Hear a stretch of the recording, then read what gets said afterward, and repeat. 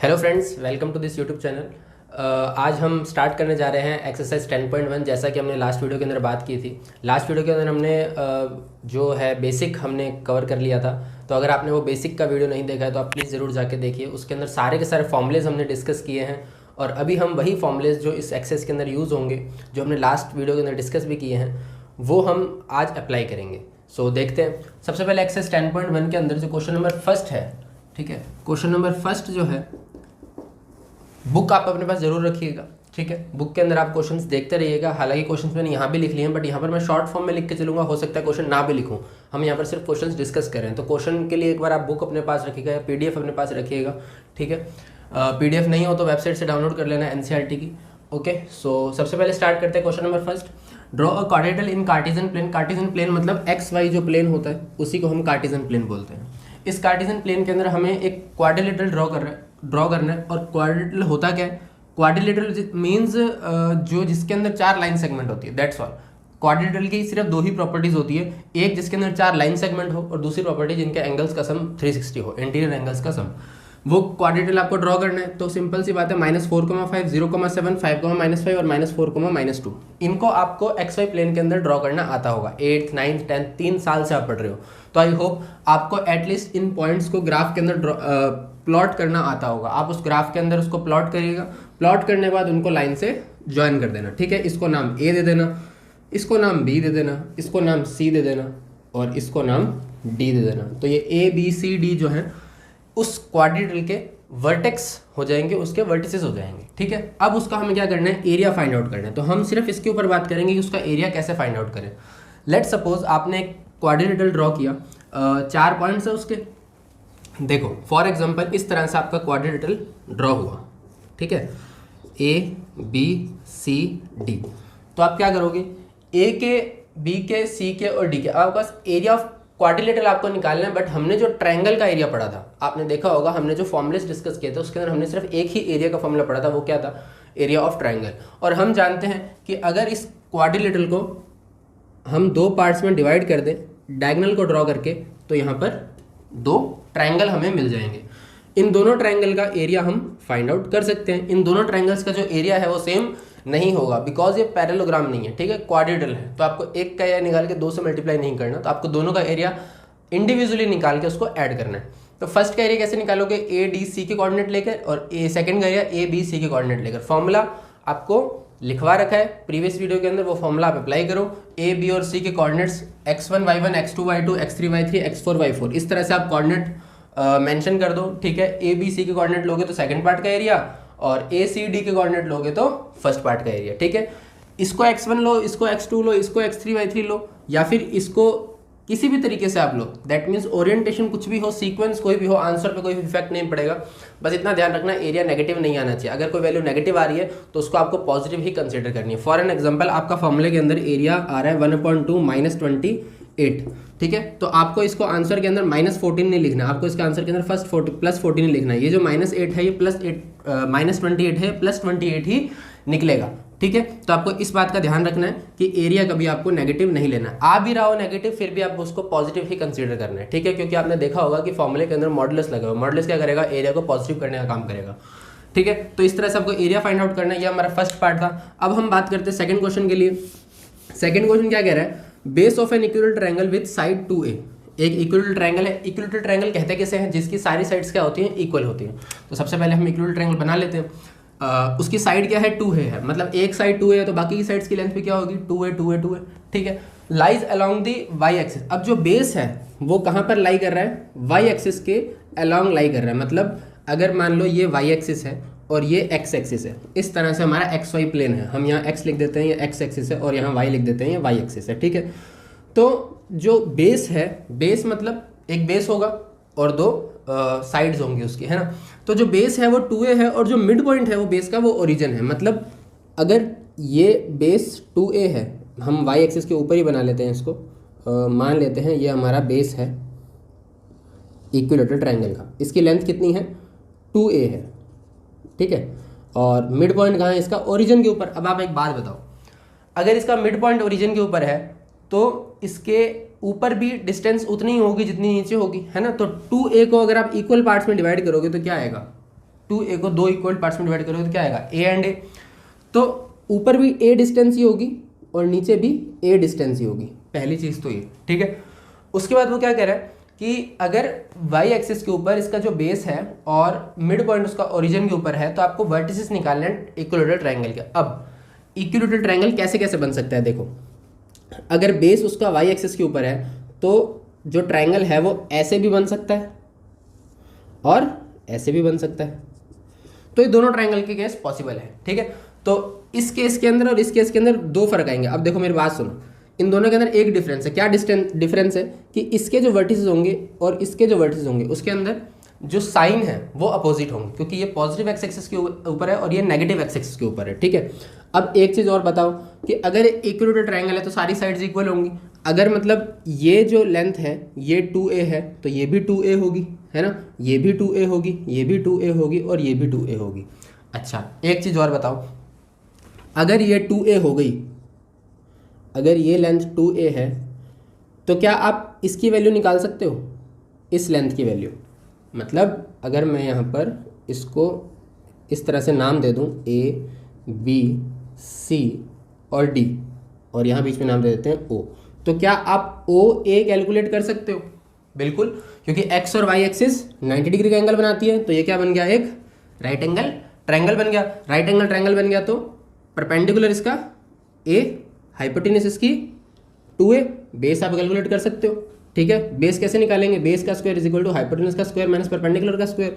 Base is equal to root में hypotenuse का square, 2a का होल स्क्वायर कितना 4a स्क्वायर माइनस परपेंडिकुलर का होल स्क्वायर मतलब a square minus 4a square minus a square 3a square, 3a square का root a root 3। तो ये हमारी क्या आ गई, ये हमारी आ गई इसका बेस। तो सिंपल सी बात है, इसके जो वर्टेक्स होंगे, इसके जो कोऑर्डिनेट्स होंगे वो क्या होंगे, इस वर्टेक्स के कोऑर्डिनेट्स x एक्सिस के ऊपर y तो 0 होता है, x और x कोऑर्डिनेट हमने निकाल लिया a रूट 3, तो इसके जो कोऑर्डिनेट हो जाएंगे वो हो जाएंगे a रूट 3 0। नेगेटिव की तरफ है तो माइनस a रूट 3 0 लिखेंगे, वो पॉजिटिव की तरफ है तो इसको लिखेंगे a रूट 3 0, ठीक है। तो दो इक्विलेटरल ट्रायंगल पॉजिटिव है, जिनके दो इक्विलेटरल ट्रायंगल पॉसिबल है, ठीक है, पॉसिबल है। और उनके जो वर्टिसेस हैं वो क्या होंगे, इसके वर्टिसेस तो minus a root 3 0 plus a root 3 0 और इन दोनों कोऑर्डिनेट्स आई होप आप लिख सकते हो, क्योंकि ऊपर अगर a डिस्टेंस है तो 0 a, नीचे अगर a डिस्टेंस है तो 0 माइनस a। तो ये हमारी इक्विलेटरल ट्रायंगल के कोऑर्डिनेट्स हो गए, जिसके अंदर हमने तीनों वर्टेक्स जो हैं उसके कोऑर्डिनेट्स फाइंड आउट कर लिए। हेल्प किसके लिए, हमने पाइथागोरस थ्योरम के लिए, तो इसको याद रखना, ठीक है। और एक प्रॉपर्टी लगी है सिर्फ और सिर्फ कि इक्विलेटरल ट्रायंगल की साइड्स इक्वल होती हैं एंड पाइथागोरस थ्योरम, ठीक है। तो इस तरह से हमारे सेकंड क्वेश्चन के कोऑर्डिनेट निकल जाएंगे। दो केस पॉसिबल है, लेफ्ट और राइट, तो आपको दोनों को कंसीडर करना है। ऐसा नहीं खाली पॉजिटिव की तरह ही कंसीडर करना है, नेगेटिव को भी आपको कंसीडर करना होगा, क्योंकि उसके अंदर क्वेश्चन के अंदर कुछ भी मेंशन नहीं है कि पॉजिटिव लेना है या नेगेटिव लेना है। ये था हमारा सेकंड नंबर क्वेश्चन। तो आइए बात करते हैं क्वेश्चन नंबर थर्ड की। क्वेश्चन नंबर थर्ड क्या कह रहा है हमें, क्वेश्चन नंबर थर्ड कह रहा है हमारे पास दो पॉइंट है P एंड Q, और इसी जो P और Q जो पॉइंट है इसके अंदर हमें क्या करना है, P और Q की डिस्टेंस निकालनी है, दैट मीन्स PQ की डिस्टेंस निकालनी है, P और Q के बीच में डिस्टेंस हमें फाइंड आउट करनी है। फर्स्ट कंडीशन हमें क्या दे रखी है कि जो PQ है वो किसके पैरेलल है, PQ is parallel to y axis. अगर PQ y एक्सिस के पैरेलल है तो इसका डायग्राम कैसे बनेगा, सपोज करो, देखो ये आपने x और y एक्सिस के y एक्सिस हमने ड्रॉ करी, x और y एक्सिस ड्रॉ करी।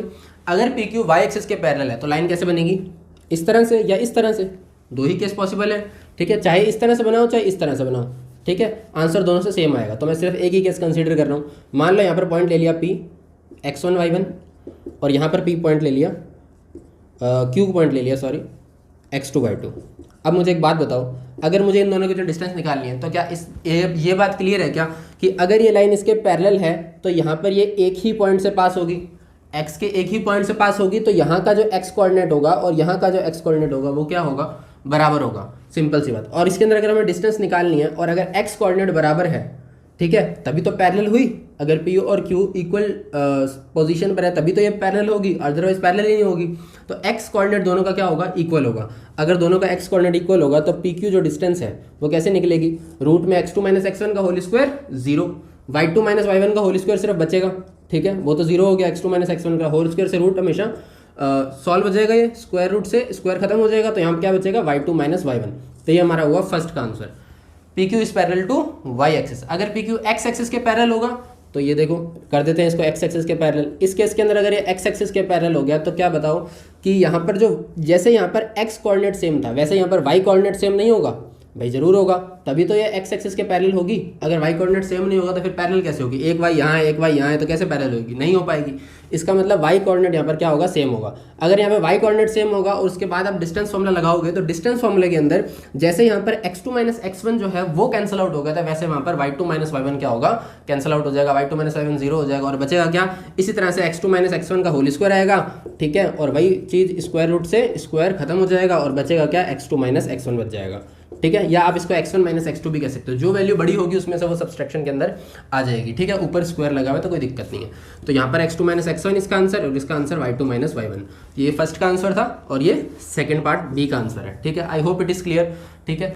उसके बाद क्वेश्चन नंबर फोर्थ क्या कह रहा है? आपको एक्स एक्सिस के ऊपर वो पॉइंट निकालने हैं जो इन दोनों पॉइंट से क्या है? इक्वल डिस्टेंस के ऊपर है। अब एक्स एक्सिस के ऊपर जो पॉइंट है, तो मैं एक बात बताओ, अगर एक्स एक्सिस के ऊपर पॉइंट होगा तो वाई कोऑर्डिनेट उसका क्या होगा? हमेशा जीरो होगा। 10th का क्वेश्चन है भाई, सिंपल सी बात है। 7th चैप्टर अगर 10th के अंदर पढ़ा होगा तो बहुत ईजी क्वेश्चन लगेगा तुम्हें, रिपीटेड क्वेश्चन है मेरे हिसाब से, तो सिर्फ वैल्यूज चेंज है।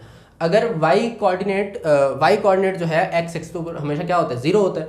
तो अगर एक पॉइंट एक्स एक्सिस के ऊपर प्रेजेंट है तो वो जो पॉइंट होगा वो कैसे लिखेंगे हम? x, 0 लिखेंगे।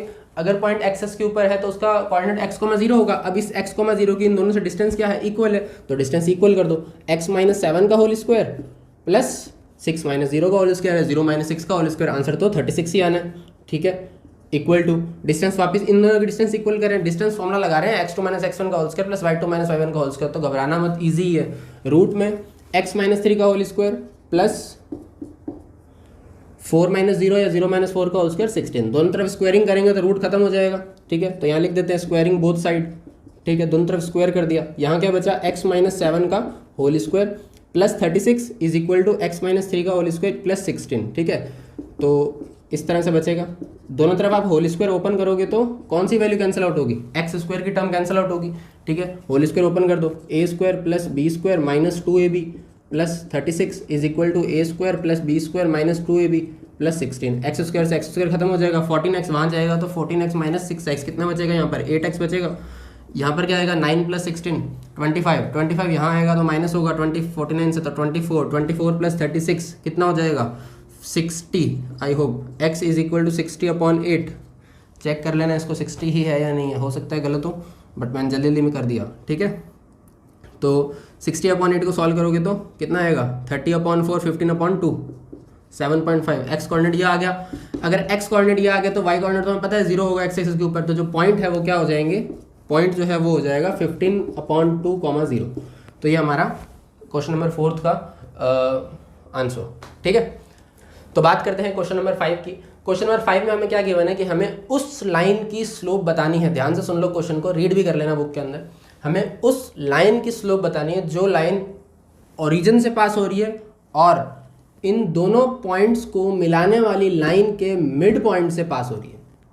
क्लियर? दोबारा बोलता हूँ, हमें उस लाइन की स्लोप निकालनी है जो ओरिजिन से पास हो रही है और इन दोनों पॉइंट्स P और B बुक के अंदर लिखा था, ठीक है, इन दोनों पॉइंट्स को मिलाने वाली जो लाइन है उसके मिड पॉइंट से पास हो रही है। तो हमें इस डॉटेड लाइन की स्लोप चाहिए, ठीक है। और हमें पता है कि स्लोप का फॉर्मूला लास्ट क्लास के अंदर डिस्कस किया था। हमें अगर हमें 2 पॉइंट से स्लोप निकालनी है तो m की वैल्यू क्या होगी? y कोऑर्डिनेट के अंदर डिफरेंस अपॉन x कोऑर्डिनेट के अंदर डिफरेंस।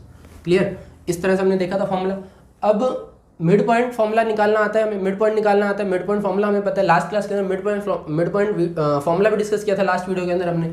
तो मिड पॉइंट क्या हो जाएगा इसका? 0 + 8/2 x1 + x2/2। 10th में ही पढ़ के आए हो, कितना आ जाएगा? 8/2 4। y coordinate -4 + 0/2 that is -4/2 minus का 2। तो ये हमारा आ गया मिड पॉइंट, +4, -2। एक कोऑर्डिनेट ये रहा, एक कोऑर्डिनेट ये रहा, दोनों का डिफरेंस निकालो, स्लोप आ जाएगी।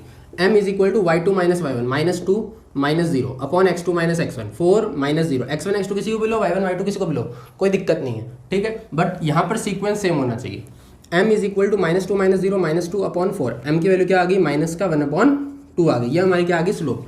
स्लोप का मतलब है tan थीटा की वैल्यू निकालनी, m की वैल्यू निकालनी, ना कि एंगल निकालना। ये भी ध्यान रखना, एक वो पूछ सकता है एंगल और एक वो पूछेगा स्लोप। तो जब स्लोप निकालनी होगी तो आप यहाँ पर m की वैल्यू लिखोगे सीधा, ठीक है। अगर एंगल निकालना होगा तो यहाँ पर आप थीटा की वैल्यू दोगे। अब थीटा की वैल्यू कैसे आएगी? जैसे m की वैल्यू मान लो किसी केस के अंदर 1 आ गई, ठीक है। तो m की वैल्यू क्या होती है, tan theta is equal to 1, theta की वैल्यू कितनी आ गई 45 डिग्री। यहाँ पर ये थीटा निकल गया और यहाँ पर ये m है। ये तो क्या है स्लोप और ये क्या है एंगल।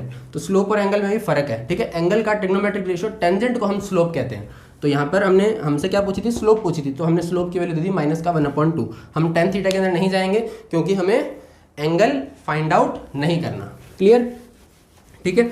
तो नेक्स्ट क्वेश्चन के अंदर बात करते हैं। क्वेश्चन नंबर 6 क्या कह रहा है कि 3 कोऑर्डिनेट्स है हमारे पास 4,4, 3,5 और -1,-1। इन तीनों कोऑर्डिनेट्स का क्या करना है, वो कह रहा है कि ये तीनों कोऑर्डिनेट्स एक राइट एंगल ट्रायंगल बनाते हैं, हमें प्रूफ करना है, ठीक है। ये हमें प्रूफ करना है और इसका प्रूफ देना है। तो इसके अंदर हमसे एक कंडीशन उसने और रखी है कि इसके अंदर पाइथागोरस थ्योरम का यूज़ नहीं करना है, क्योंकि हमने 10th और 9th में पाइथागोरस थ्योरम यूज़ करके आए हैं। कितनी बार हमने करी है कि AB का स्क्वायर निकाला, BC का स्क्वायर निकाला, AC का स्क्वायर निकाला, 2 का स्क्वायर तीसरे के स्क्वायर से इक्वल है तो वो राइट एंगल ट्रायंगल हो गया। लेकिन इस केस के अंदर हमें पाइथागोरस थ्योरम यूज़ नहीं करनी है। तो फिर क्या करें, देखो सिंपल सी बात है। इस चैप्टर के अंदर हमने परपेंडिकुलर की एक कंडीशन पढ़ी थी, ठीक है। राइट एंगल ट्रायंगल में क्या होता है, राइट एंगल ट्रायंगल के अंदर 90 डिग्री का एंगल होता है। ये एंगल 90 डिग्री का क्या मतलब है कि ये वाली जो लाइन है और ये वाली जो लाइन है ये आपस में क्या है, परपेंडिकुलर है। और हमने वीडियो के अंदर, लास्ट वीडियो के अंदर एक परपेंडिकुलर का केस पढ़ा था। क्या केस पढ़ा था कि अगर दो लाइंस एक दूसरे के परपेंडिकुलर हैं तो उनकी जो स्लोप होंगी, मतलब अगर इसकी स्लोप m1 है, इसकी स्लोप m2 है, तो दोनों की जो स्लोप का मल्टीप्लिकेशन होगा वो -1 के इक्वल होगा। ये कंडीशन पढ़ी थी। तो ये परपेंडिकुलर की कंडीशन है। तो हम इसी को यूज़ करके राइट एंगल ट्रायंगल प्रूफ कर देंगे। राइट एंगल ट्रायंगल प्रूफ करने का मतलब क्या है, सिंपल सी बात, दो लाइन परपेंडिकुलर, यही तो प्रूफ करना है। ये तो उसने बोल ही दिया कि ये ट्रायंगल है, हमें तो ये प्रूफ करना है कि राइट एंगल ट्रायंगल है। और अगर ये राइट एंगल ट्रायंगल है तो हमें क्या प्रूफ करना है, एक राइट एंगल ही तो प्रूफ करना है। और राइट एंगल इससे प्रूफ हो सकता है अगर दो लाइन्स की स्लोप का जो मल्टीप्लिकेशन है अगर वो -1 के इक्वल आ जाए तो क्या हो जाएगा, वो दोनों लाइन्स क्या हो जाएंगी, परपेंडिकुलर हो जाएंगी। अब देखो स्लोप निकालेंगे कैसे, हमें कैसे पता चलेगा कि इनमें से वो कौन सी दो लाइंस है, AB है, BC है या AC है, हमें कैसे पता चलेगा। तो सिंपल सी बात है, आपको तीनों की स्लोप निकालनी है। AB की भी स्लोप निकालनी है, BC की भी स्लोप निकालनी है, AC की भी स्लोप निकालनी है। देखो AB की अगर हम स्लोप निकालेंगे, AB की अगर हम स्लोप निकालेंगे, स्लोप ऑफ AB हम इसे लिख देते हैं MAB, ठीक है। Slope of AB, slope of AB क्या होगी, y2 - y1, y कोऑर्डिनेट्स का डिफरेंस 5 - 4 सॉरी 3 - 4, ठीक है। कितना आ जाएगा, -1/1, 5 - 4 1/-1 है ना, 1/-1 that mean -1। Slope of AB आ गई -1। स्लोप ऑफ BC निकाल रहे हैं, फॉर्मूला वही लगा रहे हैं, y2 - y1 -1 - 5 upon x2 - x1 -1 - 3, ठीक है। कितनी आ गई वैल्यू, -6 4, तो वैल्यू आ जाएगी 3/2। स्लोप ऑफ AC कितनी आ जाएगी, y2 - y1 -1 - 4 upon x2 - x1 -1 - 4, दोबारा ये आ गई वैल्यू -5/-5 इक्वल टू 1। तो अब ध्यान से देखो कौन सी दो स्लोप्स है जिनका मल्टीप्लिकेशन -1 के इक्वल है। स्लोप ऑफ AC अगर 1 की मल्टीप्लाई स्लोप ऑफ AB -1 से कर दिया जाए तो हमारे पास आंसर क्या आ जाएगा, इसका -1 आ जाएगा। इसका मतलब slope of AB into slope of AC जो है वो -1 के इक्वल है। मतलब AB और AC क्या है, आपस में परपेंडिकुलर है। मतलब राइट एंगल ट्रायंगल किस पर है, A के ऊपर है। इस तरह से ट्रायंगल है, AB और AC आपस में क्या है, 90 डिग्री पर है। तो हम कहते हैं कि right angle triangle vertex A के ऊपर बन रहा है, ठीक है। 4,4 के ऊपर राइट एंगल ट्रायंगल बन रहा है, राइट एंगल बन रहा है और ABC एक राइट एंगल ट्रायंगल है। Hence proved because the slopes of AB and AC, the product of the slopes of AB and AC is equal to -1, hence these two lines are perpendicular because of this condition, ठीक है। तो इस तरह से हम prove कर सकते हैं कि ये एक राइट एंगल ट्रायंगल है। तो आइए बात करते हैं क्वेश्चन नंबर 7th की, 8th की और 9th की, ठीक है। 6th क्वेश्चन तक हमने डिस्कस कर चुके हैं। 7th क्वेश्चन के अंदर वो क्या कह रहे हैं, find the slope of that line which makes angle 30 degree with the positive y axis in the anti clockwise direction. अब हमेशा ध्यान रखना, एंटी क्लॉकवाइज के अंदर ही हमेशा एंगल को मेजर करते हैं, ठीक है। y एक्सिस से 30 डिग्री का एंगल बना रहे हैं तो इस तरह से कुछ डायग्राम बनेगा, ठीक है। y एक्सिस से एंटी क्लॉकवाइज 30 डिग्री पर जो लाइन है उसकी स्लोप निकालनी है। अब देखो ये जो लाइन है ये इस तरह से है, ठीक है। अगर ये यहाँ से 30 बना रही है तो ये पूरा कितना होगा, तुम बताओ कितना होगा, पूरा 120 नहीं होगा क्या, होगा नहीं होगा। अगर क्योंकि x और y के अंदर कितना डिग्री का एंगल होता है, 90 डिग्री का एंगल होता है। सिंपल सी बात है, अगर तुम्हें यहाँ से कह सकते हैं हम, एक सेकंड रुको,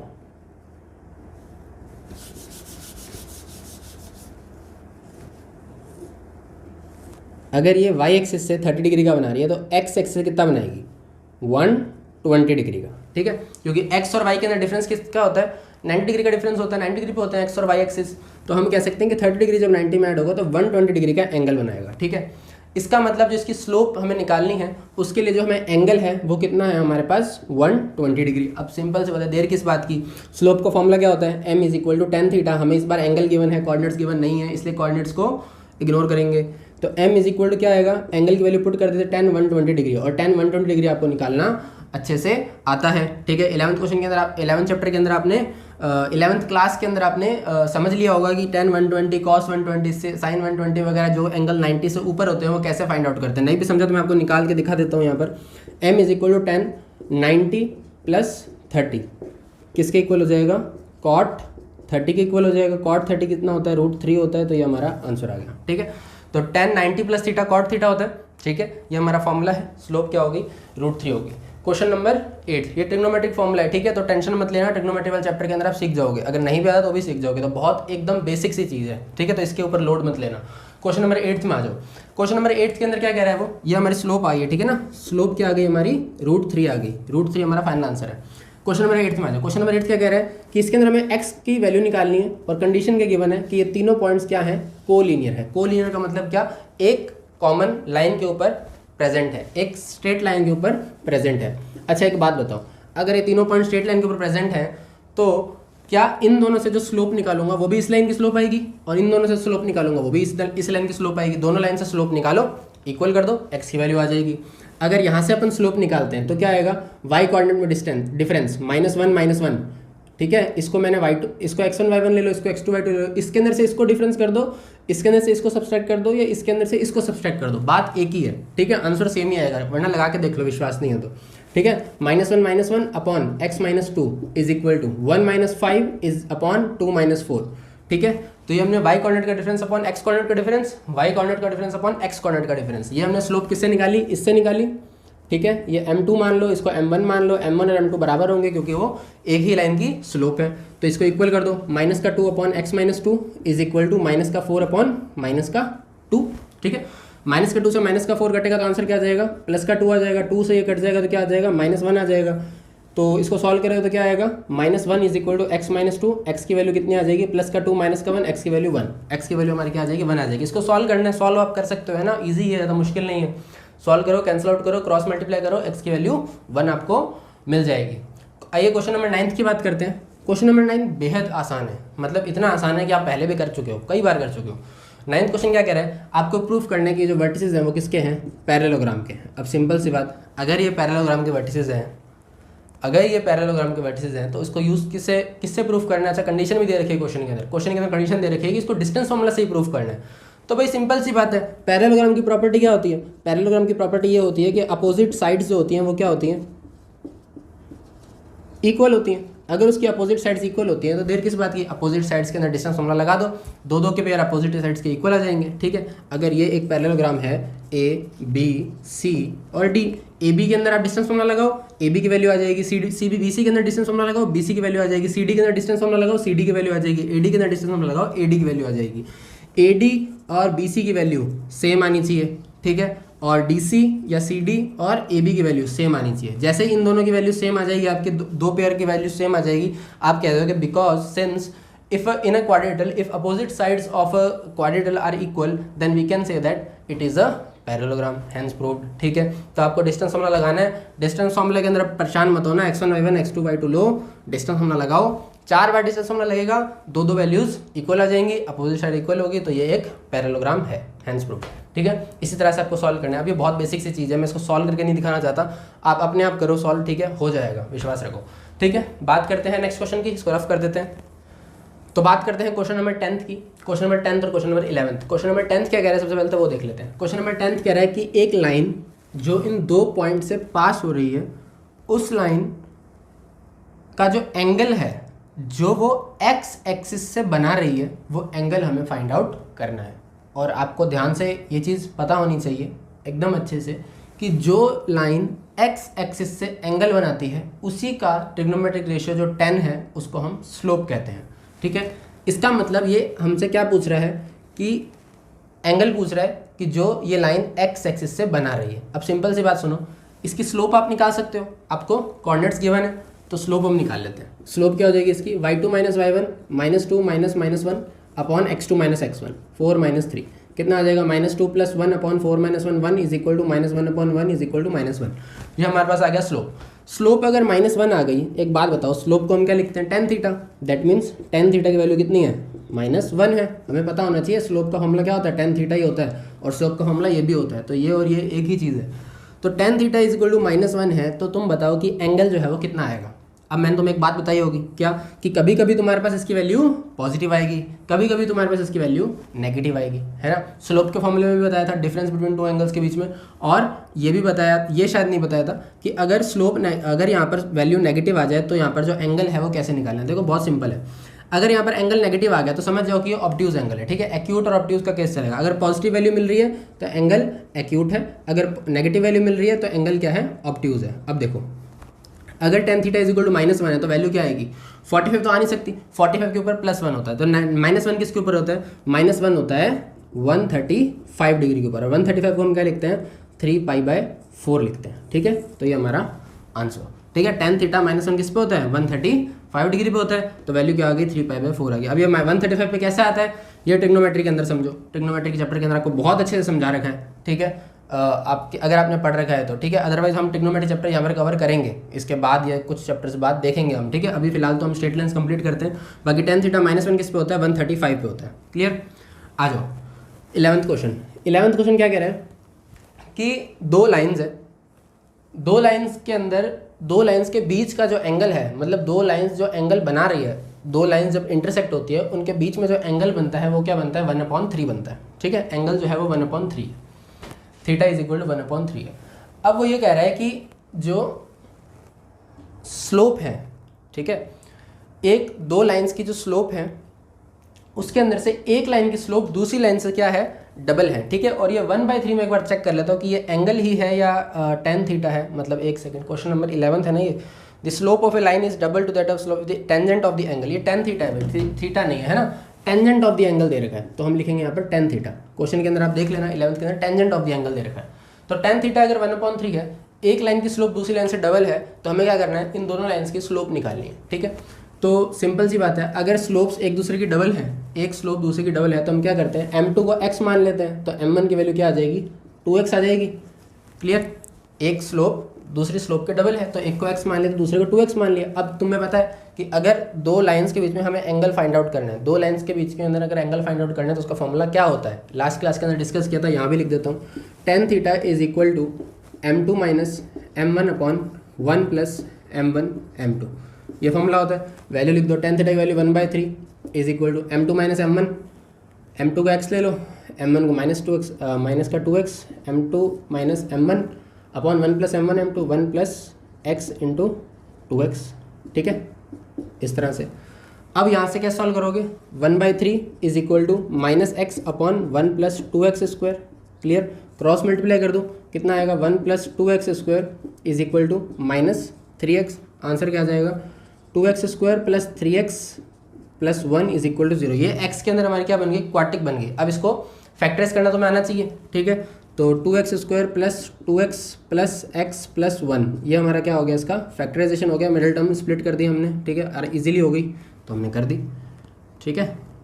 तो यहाँ से 2x कॉमन आ गया, ब्रैकेट में बचा x प्लस 1 कॉमन आ गया, x प्लस 1। तो यहाँ से जो वैल्यू आएगी x की, एक तो वैल्यू आ जाएगी -1 और एक वैल्यू आ जाएगी -1/2, ठीक है। तो एक की वैल्यू आ जाएगी -1 और दूसरे की वैल्यू आ जाएगी -1/2। ये तो था एक केस जब हमने क्या करा, इसको पॉजिटिव लिया, मतलब मैंने आपको याद करो, मैंने आपको क्या बताया था कि इसकी वैल्यू नेगेटिव भी आ सकती है और इसकी वैल्यू पॉजिटिव भी आ सकती है, ठीक है। तो अगर ये m2 मान ली हमने और ये m1 मान ली, इस वजह से कि यहाँ पर नेगेटिव साइन आ रहा है, ये बात आप भी जानते हो, ठीक है। अगर मैंने यहाँ पर m2 को 2x ले लेता और m1 को x ले लेता तो यहाँ 2x माइनस x आ जाता, आता है या नहीं आता, बिल्कुल आता। इसका मतलब ये माइनस का साइन एक केस के अंदर आ रहा है और एक केस के अंदर नहीं आ रहा, मतलब m1 m2 मैंने जो x और 2x माने हैं उसको अगर इंटरचेंज कर दूँ, 2x और x कर दूँ, तो यहाँ पर क्या हो जाएगा, यहाँ पर ये माइनस साइन आना बंद हो जाएगा।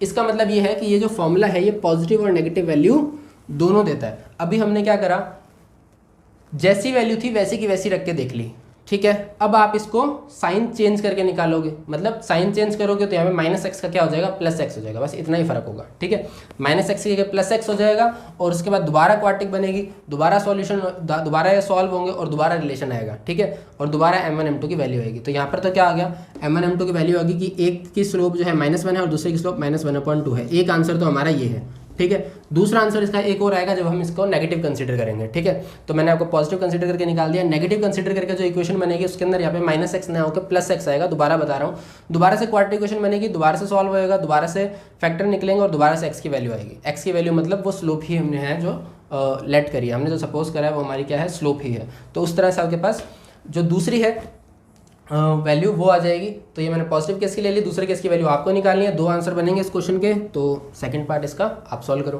ठीक है, आइए बात करते हैं क्वेश्चन नंबर 12 और क्वेश्चन नंबर 13 की। ठीक है, तो क्वेश्चन नंबर 12 और क्वेश्चन नंबर 13 लास्ट सेकंड और लास्ट थर्ड क्वेश्चन है। ठीक है, क्वेश्चन नंबर 14 इसके बाद एक लास्ट क्वेश्चन है, उसके बाद हमारी एक्सेस कंप्लीट हो जाएगी। क्वेश्चन नंबर 12 देखो बहुत ईजी है। क्या कह रहा है कि एक लाइन है जो इन 2 पॉइंट से पास होती है और उस लाइन की स्लोप क्या है, m है। तो हमें क्वेश्चन के अंदर एक चीज़ प्रूफ करनी है। क्या प्रूफ करनी है क्वेश्चन के अंदर, हमें क्वेश्चन के अंदर प्रूफ करना है कि k माइनस y1 जो है वो किसके इक्वल है, m is into h minus x1, इसके इक्वल है। ये हमें प्रूफ करना है। ठीक है, तो बहुत सिंपल है। देखो हमें पता है ना स्लोप का फॉर्मूला, बस अप्लाई कर दो। स्लोप का फॉर्मूला क्या होता है, y कोऑर्डिनेट्स के अंदर डिफरेंस मतलब k minus y1 upon x coordinate के अंदर डिफरेंस मतलब h माइनस x1, मल्टीप्लाई कर दो h minus x1 multiply by m is equal to k minus y1। ये क्रॉस मल्टीप्लाई है। ठीक है, ये हमारा आंसर आ गया, हैंस प्रूफ। ठीक है, बहुत ईजी था। क्वेश्चन नंबर 13 में आ जाओ। क्वेश्चन नंबर 13 में क्या कह रहा है कि अगर ये तीनों पॉइंट्स एक ही लाइन के ऊपर प्रेजेंट हैं, अगर ये तीनों पॉइंट्स एक ही लाइन के ऊपर लाई करते हैं, दैट मीन्स क्या है, कोलिनियर हैं। तो क्या प्रूफ करना है, a/h plus b/k is equal to 1। अब सिंपल सी बात है, अगर ये तीनों पॉइंट्स कोलिनियर है तो मैंने आपको पहले ही बताया था कि इन दोनों से स्लोप निकालोगे और इन दोनों से स्लोप निकालोगे, दोनों की स्लोप की वैल्यू क्या आएगी, इक्वल आएगी। क्यों इक्वल आएगी, क्योंकि ये पॉइंट्स भी उसी लाइन की स्लोप देंगे और ये पॉइंट्स भी सेम लाइन की स्लोप देंगे। तो स्लोप अगर सेम लाइन की है तो स्लोप भी क्या होंगी, इक्वल होंगी, क्योंकि एक लाइन दो एंगल तो बना नहीं सकती ना tan x एक्सिस से, एक ही एंगल बनाएगी एक बार के अंदर। तो सिंपल सी बात है, देखो यहाँ से हमने स्लोप निकाली m और यहाँ से स्लोप निकालेंगे वो भी m आएगी। तो देखो m1 और m2 ले लेते हैं। ठीक है, m1 और m2 आपस में क्या होगी, बराबर होगी। तो m1 की वैल्यू क्या होगी, y कोऑर्डिनेट के अंदर डिफरेंस मतलब b minus 0 is equal to b, x coordinate के अंदर डिफरेंस मतलब a minus h is equal to m2 की value k minus b upon 0 minus a। ठीक है, तो देखो b माइनस 0 k माइनस 0। ठीक है, सही कह रहे हैं। देखो b अपॉन, अब इसको क्रॉस मल्टीप्लाई करते हैं, 0 माइनस a क्या हो जाएगा, माइनस a हो जाएगा, तो इसको माइनस a ही लिख लेते हैं। ठीक है, मल्टीप्लाई करो, माइनस का a b is equal to a into के a के, a इंटू बी माइनस का a b, minus h into के माइनस का h के, minus h into minus B minus का h b, माइनस के a b से माइनस का a b खत्म, h के इधर ले आओ, नेगेटिव का क्या हो जाएगा, h के पॉजिटिव हो जाएगा, यहाँ बच गया a के माइनस बी एच। ठीक है, एक सेकेंड, ये बी एच प्लस का होगा है ना, माइनस का नहीं होगा, ये प्लस का होगा कि माइनस इंटू माइनस प्लस हो जाता है। अब यहाँ पर अपन को एक साइड में क्या चाहिए, सिर्फ और सिर्फ 1 चाहिए। ठीक है, और a और b के अंदर कोई कोफिशिएंट नहीं चाहिए, मतलब उसके डिवीजन के अंदर होना चाहिए, जो भी कोफिशिएंट होना चाहिए फ्रैक्शन के अंदर होना चाहिए। तो सिंपल सी बात है, इक्वल टू के बाद एच के आ रहा है, एच के हमें चाहिए नहीं, तो हम क्या करेंगे, पूरे इक्वेशन को एच के से डिवाइड दे देंगे। डिवाइड